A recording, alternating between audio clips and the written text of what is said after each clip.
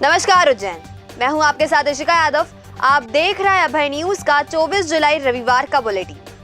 तो चलिए देखते हैं शहर के कुछ खास खबरें। इस बुलेटिन के प्रायोजक है आरके डेवलपर्स। शानदार घर खरीदें अब अपने बजट में। उज्जैन से जल लेकर ओंकारेश्वर तीर्थ तक जाने वाली कांवड़ यात्रा में शामिल हरियाणा का एक युवक नहाते समय गऊ घाट पर डूब गया। इंदौर में मामा के घर रहने वाले युवक का शव एसडीआरएफ की मदद से बाहर निकालकर पीएम के लिए भेजा गया है। दरअसल हरियाणा के भिवानी जिले के नरसीवास का रहने वाला 24 साल का राहुल पिता राजकुमार शर्मा विजयनगर में अपने मामा संजय शर्मा के साथ रहकर ट्रांसपोर्ट पर काम करता था। रविवार सुबह परिवार के लगभग 20 सदस्य इंदौर से सुबह 7:30 बजे के करीब उज्जैन पहुंचे और जंतर मंतर स्थित गऊ घाट पर रुके। यह लोग शिप्रा जल लेकर कांवड़ यात्रा के तौर पर ओमकारेश्वर जाने वाले थे। इसी दौरान नदी में नहाते समय राहुल गहरे पानी में चला गया और डूब गया। परिवार ने डायल 100 को सूचना दी, जिसके बाद एसडीआरएफ की टीम ने लगभग 2 घंटे की मशक्कत के बाद शव पानी से निकाला। जानकारी के अनुसार परिवार उज्जैन दर्शन करने के बाद कांवड़ लेकर ओंकारेश्वर जाने वाला हरियाणा के भिवानी जिले के नरसीवास का रहने वाला। नीलगंगा थाना पुलिस ने मौके पर पहुंचकर लाश का पंचनामा बनाया और मर्ग कायम कर शव को जिला अस्पताल पोस्टमार्टम के लिए भेजा है। ये एक शर्मा परिवार है। ये इंदौर से कावड़ लेके ओंकारेश्वर जा रहे थे। यहाँ से गऊ घाट पे स्नान कर रहा है और करने के बाद ये लोग अपना स्नान करके कावड़ भर के ओंकारेश्वर जाने वाले थे।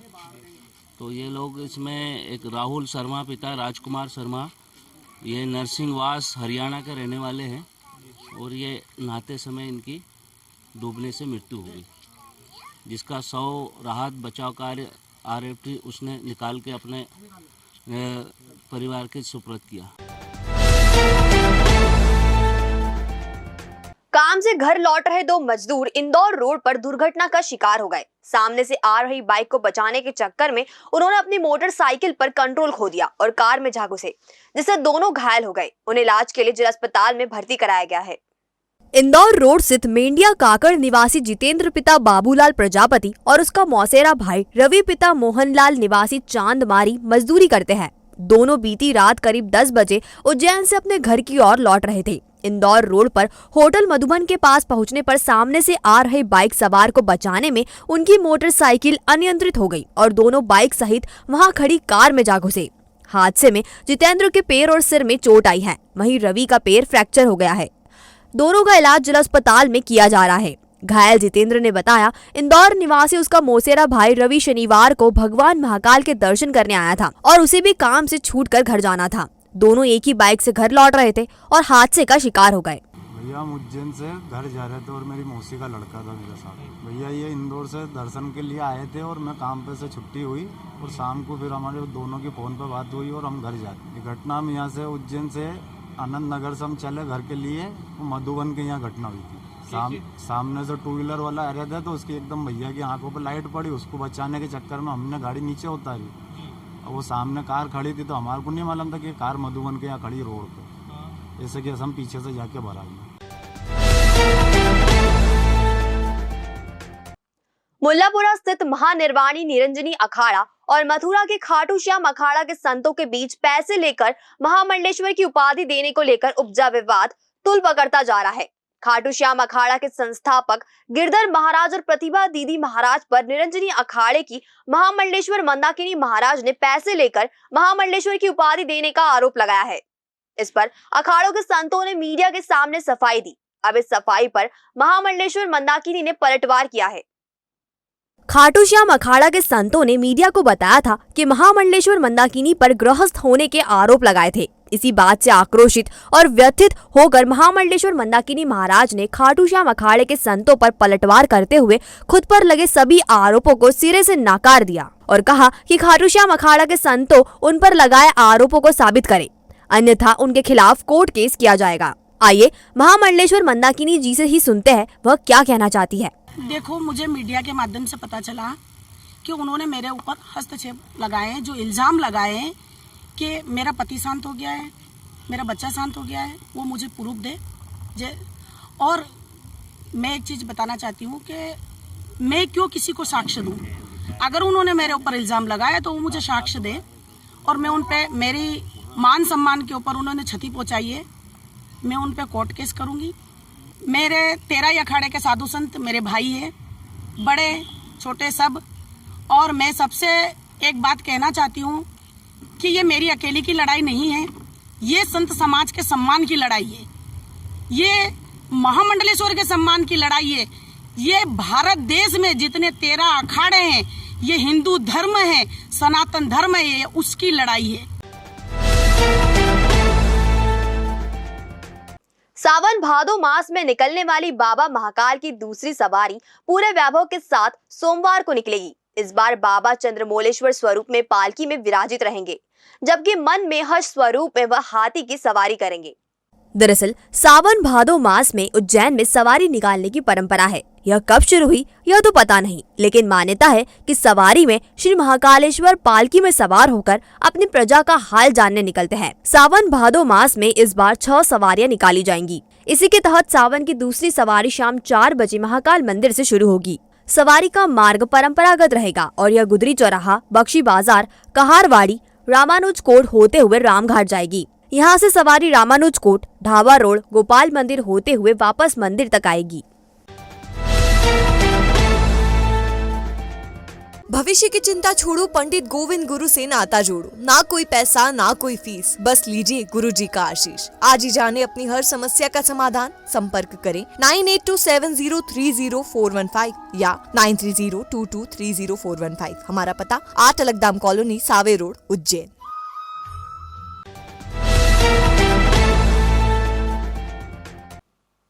सावन भादो मास की पहली सवारी में भजन मंडलियों के कारण हुई अव्यवस्था के बाद दूसरी सवारी के ठीक एक दिन पहले रविवार को प्रशासक गणेश धाकड़ ने भजन मंडलियों के प्रमुखों को बुलाकर समझाइश दी।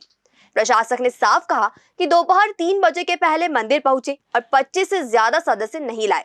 अगर दोनों ही मानकों का पालन नहीं किया तो सवारी में शामिल नहीं होने दिया जाएगा। पहली सवारी में भजन मंडलियों के कारण सवारी में काफी व्यवधान हुआ था। पालकी को समय पर रामघाट से लेकर मंदिर तक पहुंचने में देरी हुई थी। कलेक्टर आशीष सिंह शनिवार को ही अफसरों को कह चुके थे कि अगली सवारी से पहले सारी व्यवस्थाएं चाक चौबंद कर ले।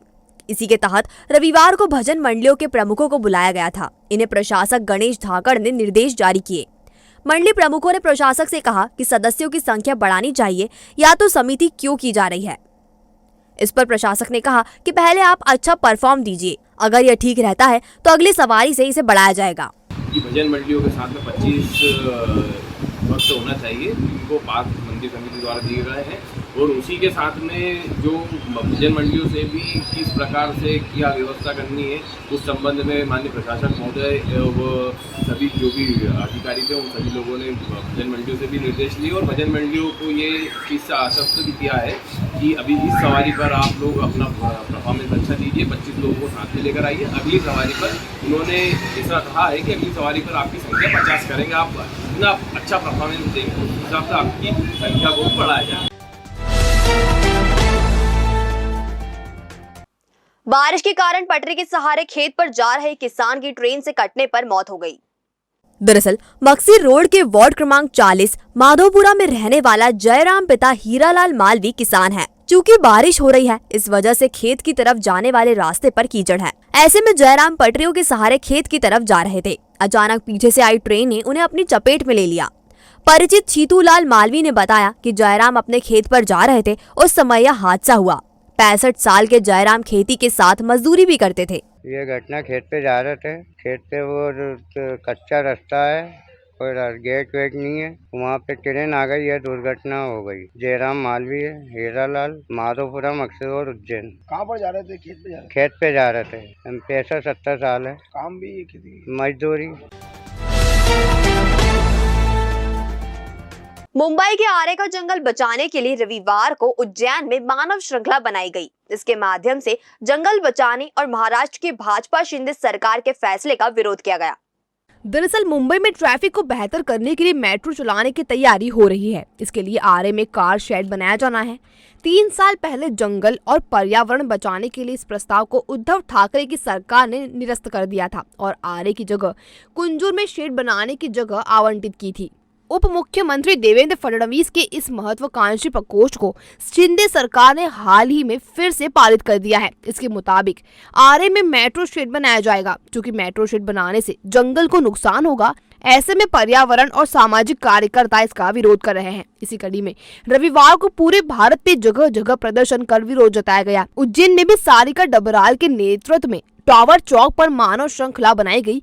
इसमें आरए को बचाने के लिए तख्ती लेकर लोगों ने प्रदर्शन किया। आइए सारिका डबराल से ही जानते हैं पूरे प्रदर्शन के बारे में। ये हमने आरए बचाओ, जो मुंबई में जो हमारी जंग चल रही है आरए को बचाने के लिए, आरए का जंगल बचाने के लिए, उसके लिए हमने ये यहाँ पे हमने आवाज़ दी कि सब लोगों को, देश के सभी लोगों को जंगल बचाने के लिए आगे आना चाहिए। चाहे वो बम्बई का जंगल हो, चाहे वो किसी भी राज्य का जंगल हो, तो जंगल के लिए हम सबको आवाज़ उठानी चाहिए। बहरहाल पर्यावरण बचाने के लिए पेड़ों को बचाना बेहद जरूरी है और इसके लिए प्रदर्शन किया ही जाना चाहिए। और अब खबरें दे दनादन।